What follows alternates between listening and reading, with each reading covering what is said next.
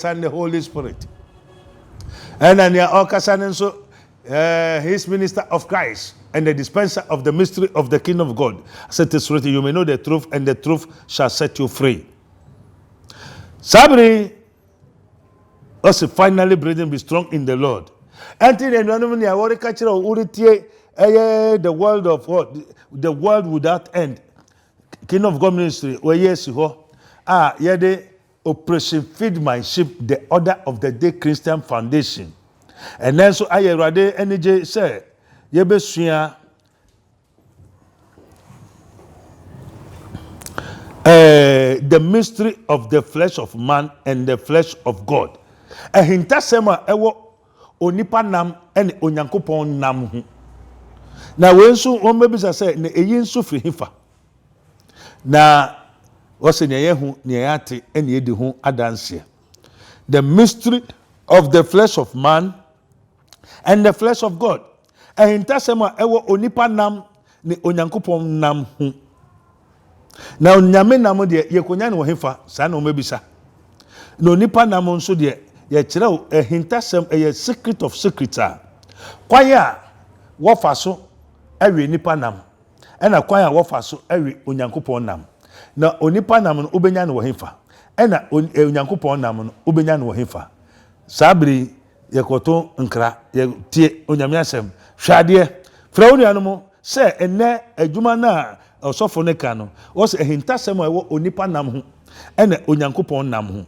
The mystery of the flesh of man and the flesh of God. And hintasema ewo onipa nam and onyankopon nam.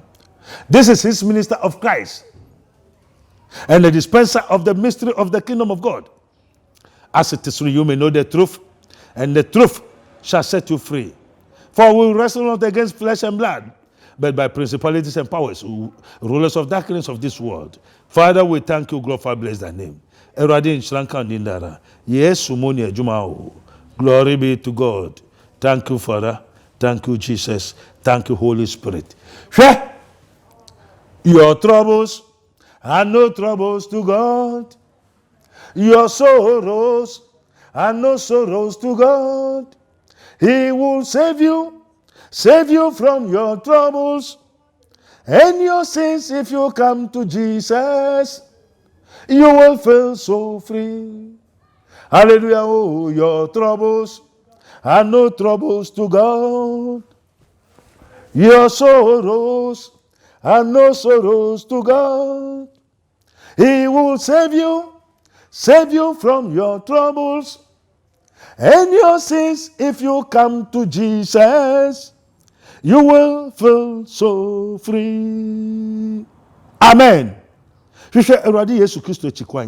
The mysteries of the flesh and flesh of man and the flesh of God. And hintasema wo onipa nam ho en onyankopon nam. Na wa kire sene abefo bonsanfo efa so yonipa. En obi beka se na wo bawi wa enyo na wo hoi we nwawe no no so na nipa nwawe na nka ase na nipa no so wawu wo so nwawe no ti asem bi eye hintasem fra wona no bushafo no metie na for lack of knowledge, my people perishes. As it is written, they eat up my people as they eat bread. And na ye woni pa bi no ho a tiansa ye woni pa bi no ho a wo mo se Proverbs chapter 30 verse 13 14 ko. Proverbs 30. Also ye woni pa bi no ho a wo mo se nsika wo nyapi nkrante a wo de hwe abrefo fi asase so. Proverbs 30, 14, 15 oko. Amen. Entino, o trase, na wa hwehwe urade chi kwan. Won mewe o. On mesai o. Proverbs 30. Oh, when you nyam ka onyankopon o.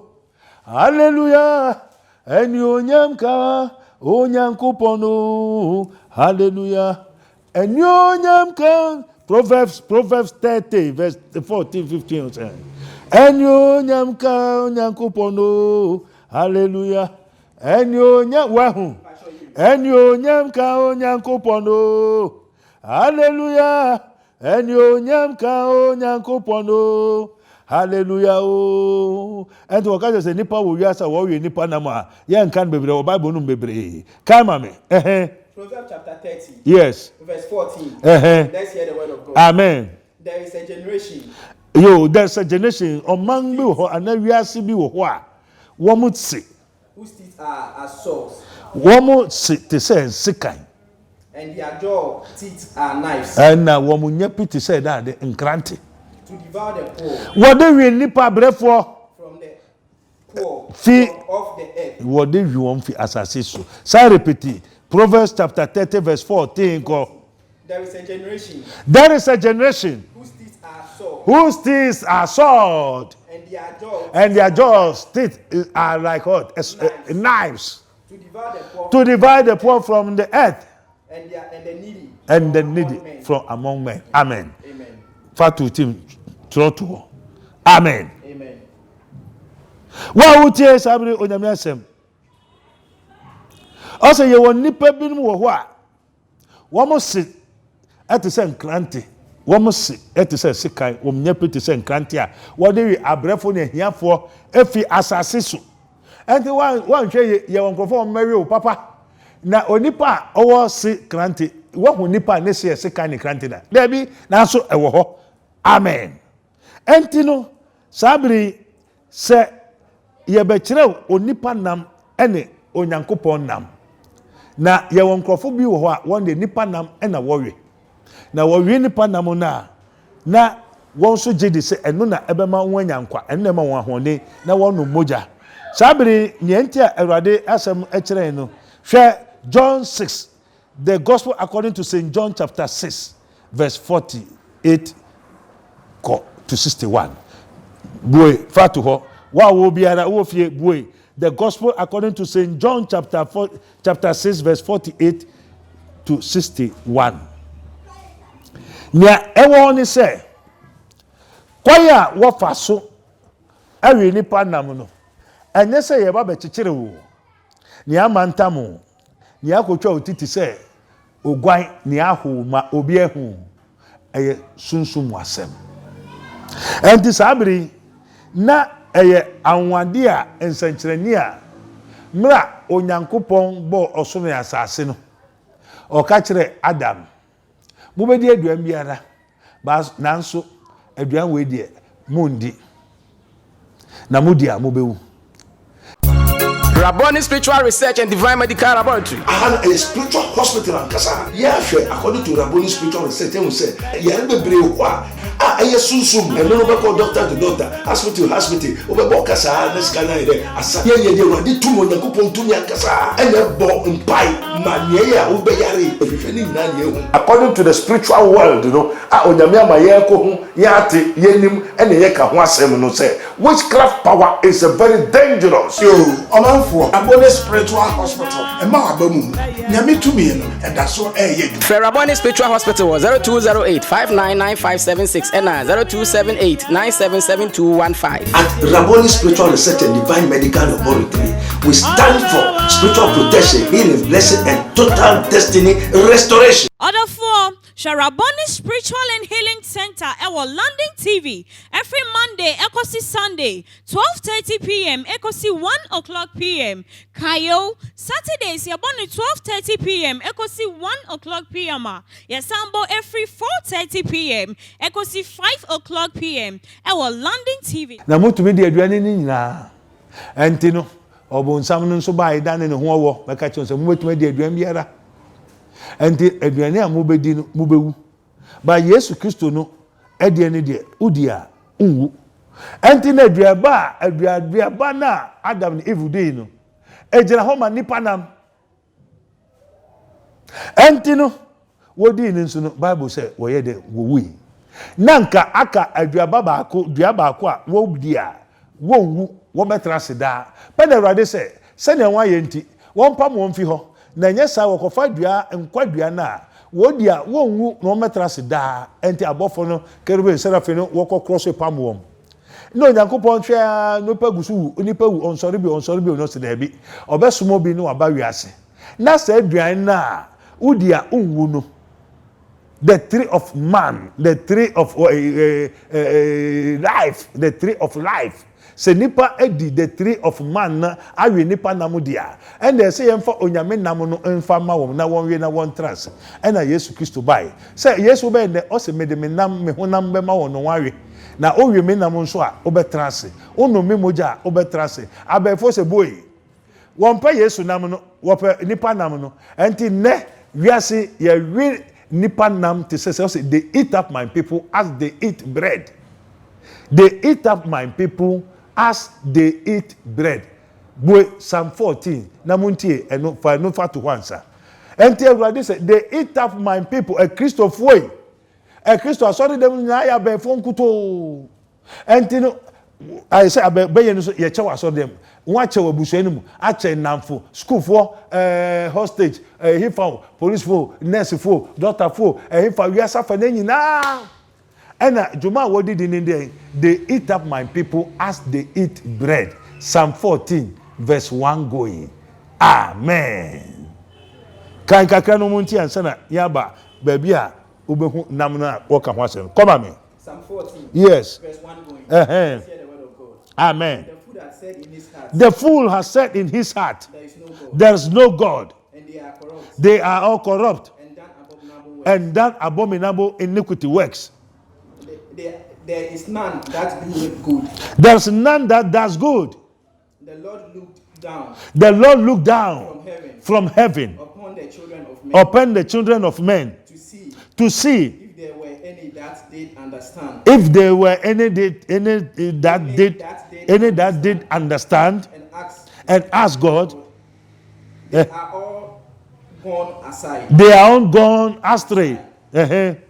They are all together become filthy. They are all together become filthy. There Uh-huh. is none There- that doeth good. There's none that does good.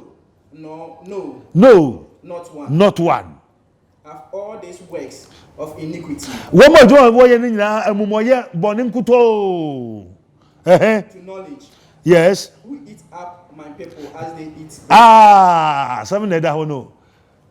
They are all corrupt and have done abominable iniquities. They eat up my people as they eat bread. Who are the people of God?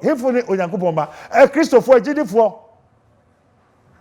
Esan say nyamesum Christosum won tiase woni hunim de enti Christopher ti ho won tutu won sayare won kira befo won tutu won sayare ne ese se onyame ye ne ese onyame se won ye enti no abefo no kohyiam a na enu anu se we time na enti yese enu mo adofo okoyese enti didi o enti no mo nso na wo ye nyina they are all corrupt and have done abominable iniquities. They eat up my people as they eat bread. Psalm 14 go kai ni nyina we hu eye chirase me pese mo hu se asem na ye ka no ye nia onyankopon aka ma ye hu ye ate ni edi ho adanse enti mra Adam ye boni se ori ni padam enti na onipa da so wi nipa nam enne okoto banku banchi mori kokonte omutuo aduane biara nam wogwaso mpunam boso mpai na nam bebre ho eye nipa nam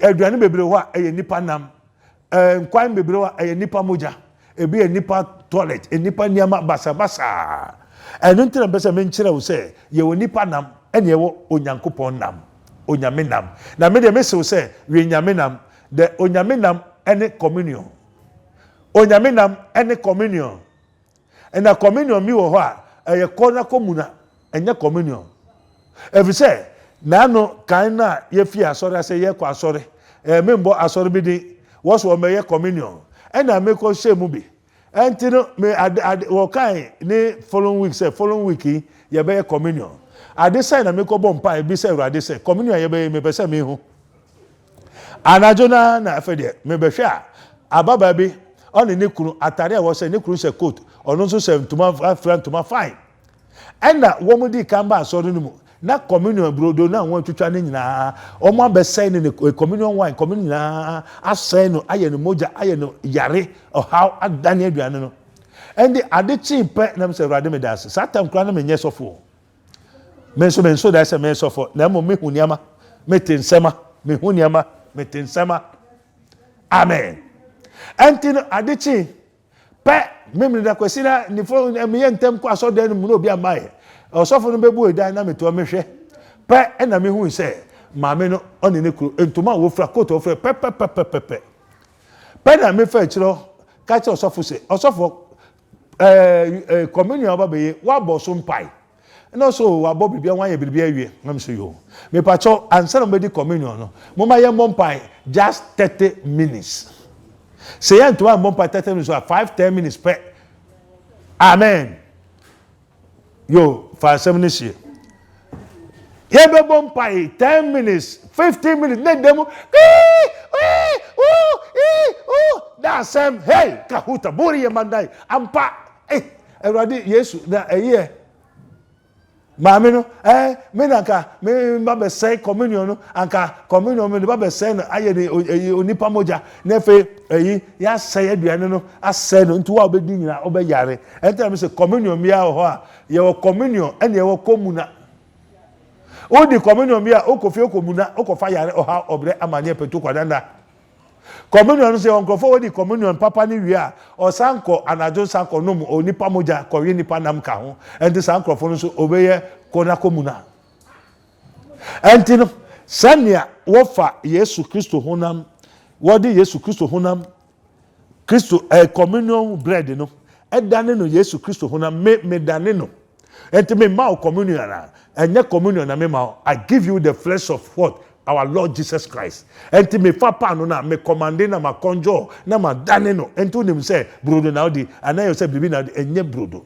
And sane so me invoke na ma dane ni nyina the blood of Jesus Christ. Me the spirit wuram. Enti sane na dane the blood of Jesus Christ. Enti dia esa oyare etutu ahohombone eyi ohamusu obre amane petu kwadanda efiri so e ma odankwa e ma Yesu Kristo betre mu. Enti usofo no entume mbompan iye enhwe communion bread na obedi dabia nipa nam ene nipa hina nipa moja enti Yesu Kristo se onipa wi nipa moja ache enti nipa gusu wu enti ende tsade obeba na ode onyankopon nam no amaye na moma yenhwe the gospel according to St. John chapter 6 verse 48 echo amen. St. John chapter 6 verse 48 going. St. John chapter 6 verse 48 going. Let's hear the word of God. Let us hear the word of God. I am the bread of life. I am the bread of life. Many enkwabodono, says the Lord. Yes. Your fathers did eat manna in the wilderness. Your fathers did eat manna in the wilderness. And are dead. And are dead. This is the bread which cometh down from heaven. This is the bread which cometh down from heaven. That a man may eat thereof. That a man may eat thereof. And not die. And not die. I am the living bread. I am the living bread Which cometh from heaven. which cometh down from heaven. If any man eat of this bread, If any man eat of this bread, he shall live forever. he shall live forever. Obedi sabrodo ya obetra sida enye mana na mudi enyo nipa nam nipa moja na munum na muwu no. Amen. Amen. Come amen. And the bread that I will give Na brodo na mema mono the bread that I will give you is what? My flesh. It's my flesh. Brodo no aduane na me Yesu Kristo be ma mo adi na muwu mo betra sida eye me honam. which I will give for which I will give for the life of Glory be to God. Sami honam enna me be ma na mo nyankwa. Rabboni Spiritual Research and Divine Medical Laboratory. A spiritual hospital and kasa. According to Rabboni Spiritual Research, they say, susum. And no go doctor to doctor, hospital to hospital. Over kasa, this kind of asa. They were the two months go to kasa. And they bought in pie. Mania, ubeyari. According to the spiritual world, you know, Onyamia Mayako, Yati, Yenim, and Yeka Wasem no say, witchcraft power is a very dangerous. For Abone Spiritual Hospital, and Mahabamu, Yami to me, and that's what Rabboni Spiritual Hospital was 0208 599 and 0278 977215. At Rabboni Spiritual Research and Divine Medical Laboratory, we stand for spiritual protection, healing, blessing, and total destiny restoration. Therefore, Sharaboni Spiritual and Healing Center our London TV every Monday, Ekosi Sunday, 12:30 p.m. Ekosi 1 o'clock p.m. Kayo Saturdays, Yaboni 12:30 p.m. Ekosi 1 o'clock p.m. Yasambo every 4:30 p.m. Ekosi 5 o'clock p.m. Our London TV. This my flesh. Come on, which I will give for the life of the world. The Jews thereof stood among themselves. Every Christopher no, Jonyankupon man krara, Judah for no, Jew for no say, na a papaya samo, okay. Send a monsumutie radio and the TV a mutie se share, Mohuna Mokes and day, ne unipanam no Yankuponam, Sana, Tetefono subisa Yesu, no more dream. Na day na Yesu Christo kai. How can this man give his flesh? Obey day no ordinary nam. Eye ne honam ne nam onipa nam eye Yesu Kristo ne nam ama awiasefo awe edi Then Jesus said unto them, na Yesu ka kire said then Jesus said unto them verily verily I say unto you except ye eat the flesh of the Son of Man and drink his blood ye have no life in you. No kware mesemo say Jese mo we nipa ba no Nyankopon ba no enam na mo nom ne moja mo nim kwan bia wo mumu an mo ntumi ntrase jese mo nom ansana mo nyankwa e wo mumu wo Yesu Kristo den mo amen. Come amen. Whoso eateth my flesh enti na o we nipa nam ajai na we Yesu nam whoso eateth my flesh nya o we me nam no and drinketh my blood no no me moja no has eternal life. Whosoever eats my flesh and drinks my blood has eternal life. Nia owe minam odi minam na ono mi Yesu Kristo Nyankopon ba ne moja no owo onya dankwa. Enti ne o ma me papa abusuani bi wadamfo bi na anase wo wankasa owe nipa nam num nipa moja a mode biribi esi ho senia wo aye communion no wo de nsane si ho sa asamasi moja ne enom. What the baby idwemi si ho so bi moja enti se wo nimu abefo bonsamfo no enye se o mo ko kire nipa no what the baby si ho we call it conversion na wa dane no akanche na wa twe nipa ne kra ne so ne hunhum awuram enti wo di sa aduane no wo we sa de no wo we obi wo no nsa nkwan no na wo nom obi moja se ne ye nom we no communion na unum Yesu moja o di communion nsano unum nsano na odi aduane o wie Yesu nam ni moja ne ade no saa pepepe na sunsum ete se woni ma enne Awurade a kire enti se woni ma sorry hwehwe bom bra sa na Awurade seni come me kakra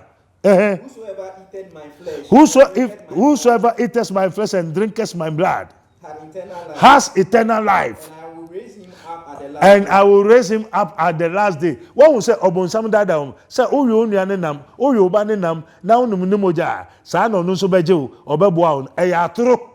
Until ne abefo we are singing, I may catch will say, Obonsama Dadamo. May the Lord rebuke this Satan and his army and his warriors over our spirit, souls, and the body, and everything in the name of Jesus Christ of Nazareth, by the power and anointing of the Holy Ghost, as it is written. For God did not give us the spirit of fear, but of power, love, and of sound mind. May the yes when I say, Bubujuri, Sankam, as it is written, whatsoever you may ask in my name, I will do it so that the Father may be glorified in the Son. More motion anybody and nobody before for whom bonny fear at the telephone. May the yes when that domain a dream. Tetam, Sam Kamu dream. What yes to do? Every day, yes, first of the every day, sorry, I kick a home or for us. What yes to do? Amen.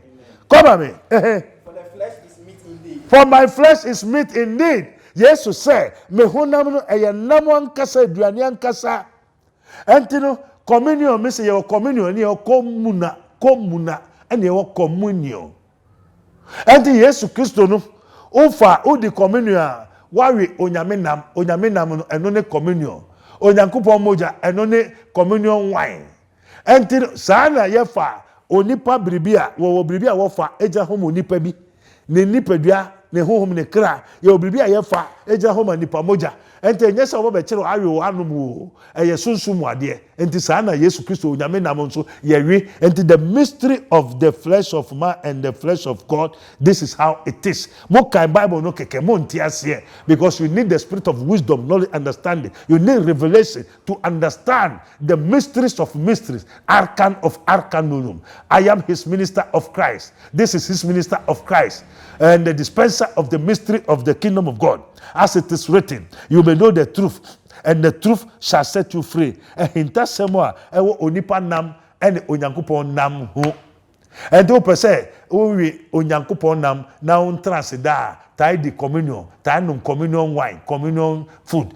And that one more water so di nipa nam we nipa nam enum communion nipa moja no onyame beku won nyina one trance also ye wadua bi ha udia ubewu o ka kire Adam udi se aduan ya ubewu na se Adam no wu dia obefo bia bewu onko heaven me so obefo bia bewu onko heaven owu echi obesori na ebebua na atembu ne everlasting death ente enuanum uguta beye yama osusumbone na de we nam o me we ne nsa me we ne to me we ne ti me na ya wokuma na me ka ho na yekum na wo de ne hwene ama me na me we ne nan me pacho me srew ubewu as it is written. And God said to Adam, where art thou? Oh, he Adam, aduana me se nkodi ni wakodi ana. Adam oh he fa. Nipa na mo na mo we no. Ubewu. Na Yesu nam ne de. Owia obetrase obenya nkwada. The gospel according to St. John chapter 6 kono. Amen. Verse 48. Also then, come on me. 55, you know. For my flesh is meat indeed. For my flesh is meat indeed. Sunday already said me hunam ne ye namon kasa and my what? And my blood is drinking. And my blood is drink indeed. Me hunam me moja no eye anoni ankasa. Ah, monum wo communion na unya nkwaje, unya dankwa na ubetrase, na ubetra Yesu mu, na Yesu betra mu, na ubenyane, na ubetrase unwuda. That says the Lord. And send you make Adam. And this aduabai endi na obewu. Na say Adam no wu dia. Abefo biara bewu. Uyo befo, uyo sofo, uyo danyo, o hinao, na ukuta beye sunsum, na ye di amao, na sakra, na so on sakra, na obekoso awi nam, awi nipa nam, anum nipa moja. Say eno na bema wa honde, opa di infik petepepe wa asasisu. Ubewu, uwa, ubesa sorry, ye bebu aten, na ubeko da ojenimu. You die forever. Makachiro, repent, that says the Lord, as it is written. Repent, repent, I've told you, God of Israel, we thank you. Now, yes, Christ said, He that eateth my flesh, he that eateth my flesh and drinketh my blood, what? Dwell in me, and I in him. As the living Father had sent me. As the living Father has sent me. And I live by the Father. And I live by the Father. So he that eateth me. He that eateth me. Even he shall live by me. Macho, onya no nipa moja, di nipa nampe. Obonsama betra mu, watra obonsamu. Ono obonsama ye baako, baabi a okọ biara. Enti se obonsamo asoma ewo no, saa na nia oye no so okọ akoye. Enti sabri moma ye koje nkrato aba onyankopon ni onyam nka ye ho mpacho abusua bia so ni wa beye nim enti fra abusua no fra onuanu mo obi oye baifo biara onu moja as it is written, oh thou shalt not suffer a witch to live. Mumma obaye entrance. For a man or woman that has a familiar spirit, that is a wizard, shall surely be put to death. They shall stone them with stones, and their blood shall be upon them. In the name of Jesus. Shishe, Rabboni Spiritual Research and Divine Medical Laboratory. Phenomenal 0278977215. 0278977215. 02085995576 02085995576. Onyame Israel.